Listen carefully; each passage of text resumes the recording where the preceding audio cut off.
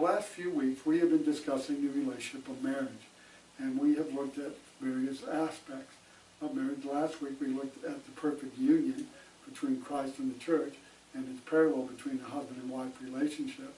We've looked at the cornerstone of marriage, and we examined the very beginning of the institution and the design that God had. And then we looked at marriage being under attack, and we showed how marriage is under attack in our society when the laws that God has established for this relationship are disregarded, are disdained, and just refused to be adhered to, and how it is destroying and making the relationship weaker. And so it's not because marriage has become irrelevant, it's not because it's become not relevant today. It's the problem is the people who enter it. They don't have the right concept, they don't have the right understanding, and they're not following the right pattern. Therefore, that's why marriage is under attack. But marriage is to be a good relationship. It is to benefit both men and women, and it's to be a loving relationship. And that's what I'm going to talk to you about today, and we'll begin this and probably finish it next week. I want to talk to you about sailing the 7 C's of successful marriage. We're going to look at 7 things that if we understand them, and if we put them into practice the way that God has told us, that it will make our marriage successful. A godly home. You know, a godly home is one that honors God, honors parents. In Proverbs chapter 15. Proverbs 15 and verse number 20. A wise son makes a father glad, but a foolish man despises his mother. In chapter 19, verse number 26. Chapter 19, verse 26. He who mistreats his father chases away his mother, if a son who causes shame and brings reproach. And then in chapter 23, verse number 22. Chapter 23, verse 22. Listen to your father who begot you, and do not despise your mother when she is old. And last, chapter 30 and verse 11. Chapter 30 and verse number 11. There is a generation that curses his father and does not bless his mother. When children do not honor their parents, then they are in rebellion against God. Honoring our parents is how a godly home functions. And so there has to be a respect. There needs to be a respect between husband and wife. There needs to be a respect between the mother and father, and the mother and father and the children. That's how a godly home is established. When those principles are enacted, it will result in honoring our parents and therefore producing a godly home. Hard to respect in the home if it's not godly. Respect can be eroded if it's not conducted in a godly way. If we don't demonstrate love by our actions, and we don't treat people with respect and dignity that they deserve, then it's going to erode love, and it's going to be hard to gain respect if we don't treat everybody according to God's instruction. Terrible environment to raise a child. It's terrible to raise a child in a home that's like a battlefield every day, where husband and wife are continuing fighting and striving and belittling one another, fighting all the time, saying hateful things. What an environment to raise a child. What are you teaching your children? What kind of an example are you setting for them about what a loving, godly home is all about? Ladies and gentlemen, please understand, our children are going to learn the most about marriage by watching us. Your children are going to learn more about marriage, not by what they hear the preacher say, or by reading the passages that we have reference to and we've looked at in these classes and lessons, but in the example that you and your husband set in your home. Mom and dad teach children about what marriage is about. What are you teaching your children? What example are you setting for them? You need to ponder that. Learning about marriage, parenting, and having a godly home, where is a child going to learn that? He's going to learn that from his parents. Many people repeat the cycle. If a person comes from a broken home, he'll probably end up having a broken home. If we have unhealthy home life, if we have unhealthy relationships, how do we expect our children, unless they break the cycle, to do any better? We're going to continue to raise a generation that does not know what a loving, faithful, functioning family life and home unit is all about. We are the training ground for our children.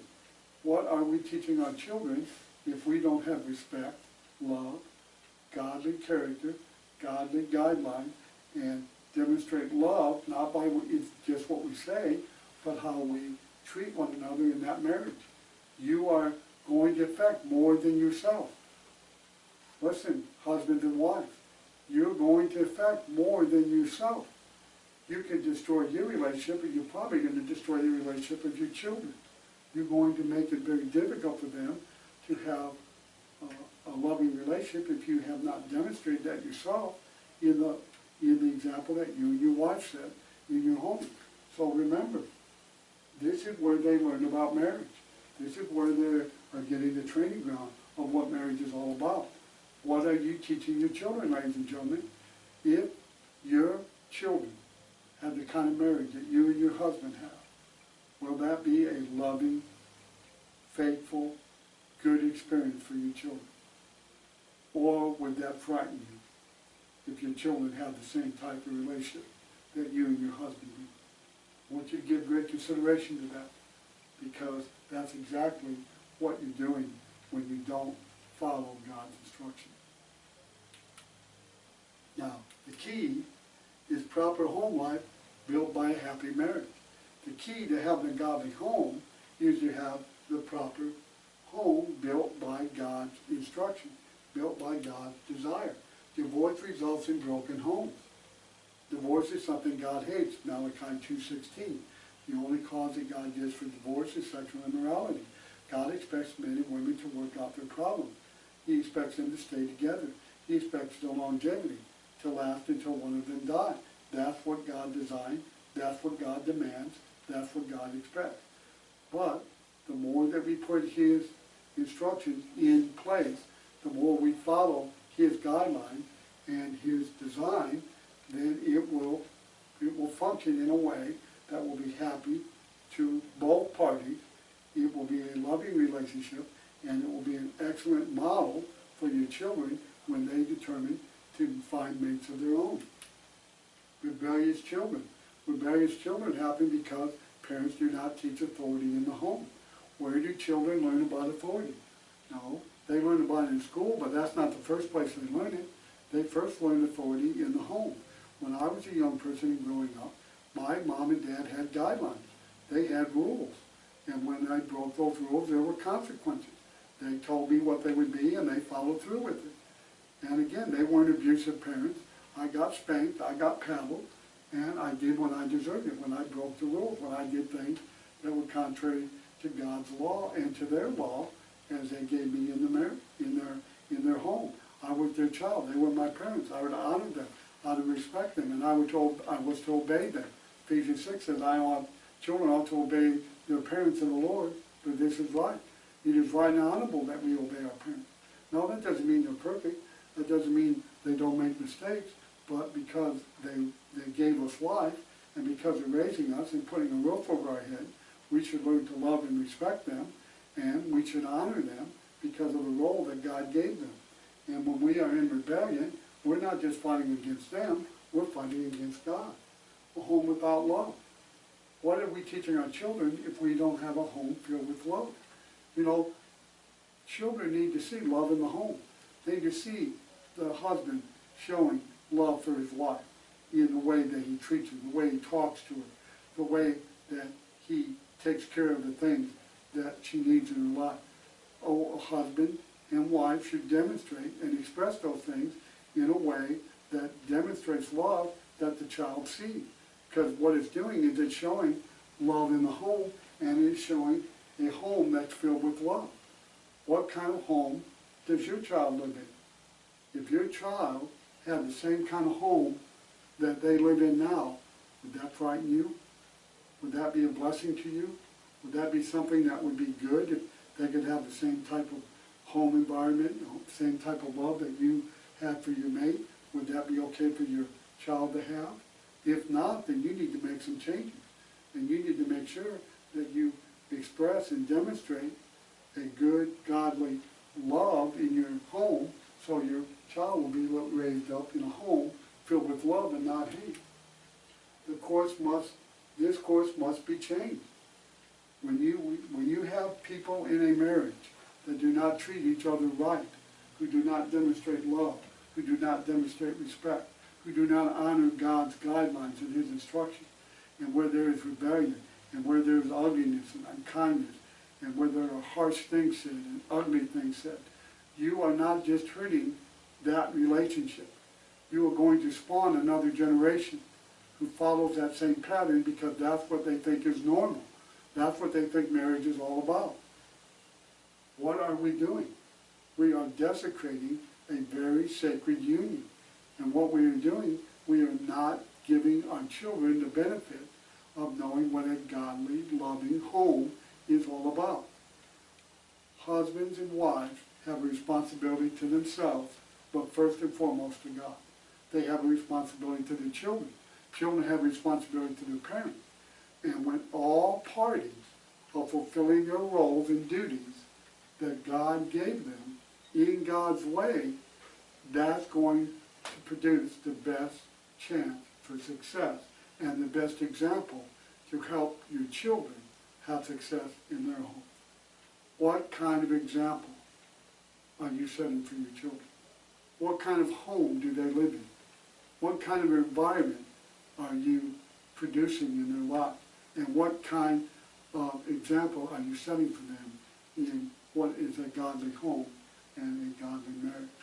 You need to give great thought to that, ladies and gentlemen, because the people who pay are not just the ones who are involved. It's the children, it's society. And if you just take a good look in our nation, you can see that we have not done a very good job of raising children and showing what godly homes are and what a loving marriage is.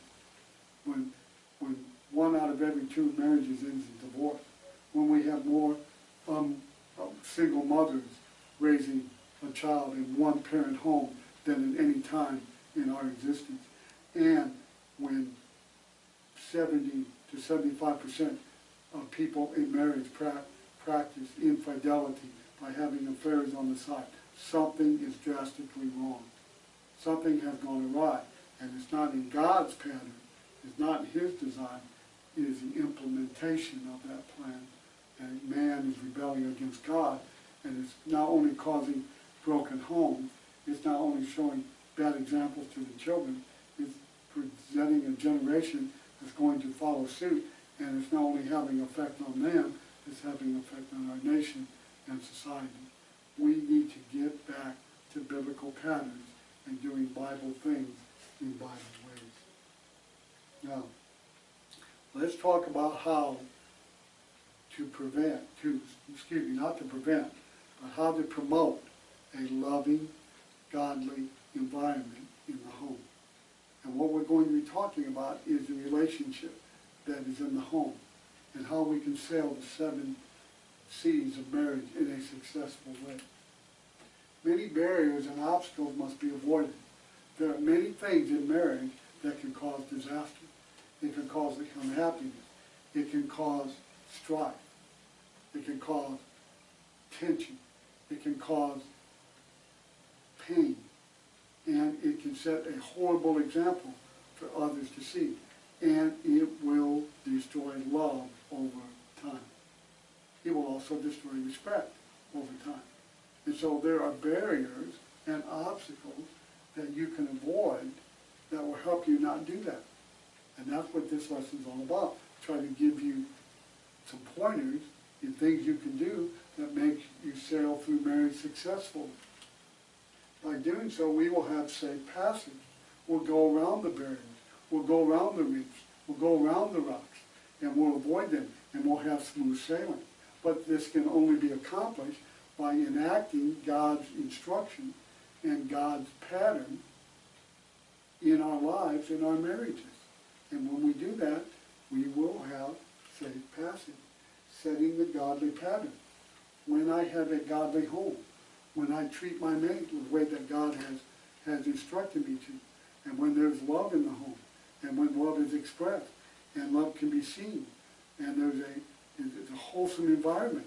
That is a wonderful example how to bring children up and how to bring them up in an environment that gives them the best chances of reproducing that in their own lives when they go out on their own. And so we need to set this godly pattern. Proper application of divine principles will result in smooth sailing. So many homes are unhappy. They're still together, but they're unhappy, they're unhealthy, because they really don't love each other. They don't respect one another. And it's demonstrated in the way that they treat one another, how they talk to one another, and how they belittle one another. And all people can see it. People can see it outside the home. Children see it inside the home. And so you may still be together, but what you're doing is you're creating an unhealthy environment. And you're creating a horrible example of what a true marriage that designed by God looks like. And so it's incumbent upon both man and woman, husband and wife, to follow God's instruction, to follow his pattern. He created man and woman. He created and designed the institution of marriage. Who would know better how it will function best than the one who created the people in it and created the institution? Who would have better wisdom in how that is accomplished? And so it comes down to implementing God's law, implementing God's instruction, and putting them to use in a way that demonstrates what a godly, loving home looks like. That's the goal. That should be the aim of every marriage, is to demonstrate happiness, contentment, love, peace, and wholesomeness, that we can raise godly children in that home and set a godly example that they could pattern in their own lives. Let's see if we can learn how to sail the 7 C's of successful marriage. First of all, we want to talk about communication. This is probably one of the greatest barriers that have to be overcome in marriage. Communication. 1 Peter chapter 3, verse 7. Husbands, likewise dwell with them with understanding, giving honor to the wife as to the weaker vessel, and as being heirs together of the grace of life, that your prayers might not be hindered. Notice, we are to dwell with them with understanding. How do you dwell with your wife with understanding, husbands? Well, one of the first things that you're going to have to do is you're going to have to realize that men and women are different. They're different physically, we know that, but they also are different emotionally, intellectually. They sometimes are more emotional, they're a little more fragile, women are, and they're a lot more knowledgeable than we give them credit for, and they have a good sense of things that's a little better than men have. But to do that, you dwell with your wife with understanding. You can't dwell with your wife with understanding if you do not talk to them. Lines must always be open. We must always be able to talk to our neighbor. Now, I remember when I was a young man, my grandfather, who I loved greatly, and he told me one time, he said, Keith, when you get ready to get married, whoever you decide to marry, you should be able to sit down before you're married, and you should sit down and you should talk about everything that's going to be effective in your relationship. You need to talk about money, you need to talk about budget, you need to talk about intimacy, you need to talk about children, you need to talk about occupation, and then you need to tell each other what you think the role of the other person is, and what you expect from a wife, what she expects from her husband. And if you can't sit down and intelligently and forthrightly and without getting upset or getting angry, if you can't talk about everything that affects your marriage, then you're not ready to get married. And maybe you should get married. And maybe that person's not the person for you. That's a good piece of advice. We should be able to sit down and talk to our prospective mate about everything that we expect in this relationship. We need to talk about how we think money should be handled, about how is that going to be handled, who's going to do the checkbook, who's going to pay the bills, are we going to live on a budget, and if we are, what kind of things are we going to put in the budget, and what we think about credit cards and how they're going to be used. And then you need to talk about children. Do you want children? If you do, how many do you want? And what do you believe the role of the mother is and the father is? You need to talk about that. You need to talk about intimacy. You need to talk about your intimacy side of your marriage, what you expect and what you want from your mate in that area. And you need to be able to talk openly about that. And if you can't, then maybe you're not ready, or both of you, or neither one of you are ready to get married. But you have to learn to communicate. Mind must always be open. You need to respect her mind, her opinion, her feelings, and her emotions. Husband, we need to get this right.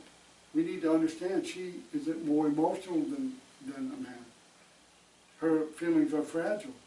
It matters what kind of tone of voice you use. It matters if you don't follow through with what you say. It matters in how you talk to her. It matters in whether you belittle her or whether you embarrass her in front of other people. That makes a difference. How you talk to her is an expression of the love that you have for her. If you embarrass her, if you humiliate her, if you say unkind things, and if you try to demean her, then how do you expect her to respond to you with love and passion when you treat her in such an unkind and ungodly way? It won't work. It won't work. And what you're doing, you're eroding respect for you, and you're eroding her love for you. And you can do that by not communicating with her and understanding that she has feelings, she has a mind. When there's a decision that affects the family, her opinion should be considered. If you want to have somebody over for dinner, don't invite them without first getting it checked with her. She's the one who's going to have to get the home ready, make the meal. Make sure you ask her opinion before you do it. Don't just make a decision and then come and tell her what the decision is. That doesn't demonstrate love. That doesn't show respect for her. We need to be smarter than that, husband. We need to consider her. You know what I tell everybody? Before I marry anyone, I have classes with them, 6 to 8 weeks, where we sit down and we talk about the rules of marriage, talk about what God designed marriage, what marriage responsibility is. And one of the things I tell them from the very beginning, that the day that you enter this union, it is no longer I, me, it is we, it is us, it is our. And everything that affects the marriage affects both of you. And both of your feelings should be considered in any decision that is made in your marriage. And any husband that does not consider the input of his wife is a fool. He is a fool, and he is not treating her with respect. Her opinions need to be considered. Her feelings need to be considered. And we need to consider those feelings when we make decisions. We must talk with our companion. Today, the phone has caused us to not be able to communicate. I've been in restaurants where there are a family with a couple of kids. Now all 4 people are on their cell phone. Nobody's talking. Nobody's communicating. You know, communication has become a lost art. We're so busy texting, or we're so busy looking at other things on our phones, that we've lost the art of communicating. Today, families don't get around the dinner table. They don't talk. They don't discuss things. They're all too busy on their phones. Or they're in a hurry because they got this place to go, that place to go. And so there's really no conscious effort to get together. We have to learn to communicate. And you can't communicate if you don't spend time and make time to be able to talk to your companion. She's a weaker vessel. That doesn't mean she's inferior. That doesn't mean she's stupid. That doesn't mean she doesn't have any intelligence. That just means she is more emotional and fragile. That's one of the things that makes her a beauty. That's one of the things that attracts us to them. And so we should take that into consideration. It matters, husbands, how you talk to your wives. It matters how you speak to them. It matters what tone of voice you use. It matters the inflection of your voice. It matters. And it matters what you do.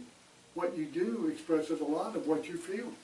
If you tell your wife you love her, and then you treat her unkindly, and you belittle her, and you humiliate her, and you embarrass her in front of other people, how does she really believe you love her? How does she really believe that you cherish her, and that you care about her, and that you want her to be happy when you treat her in such an unkind way? We need to understand that she's not inferior. She is a blessing. God gave her to us for our betterment. And she is our betterment when we treat her with kindness and respect. Silly talk.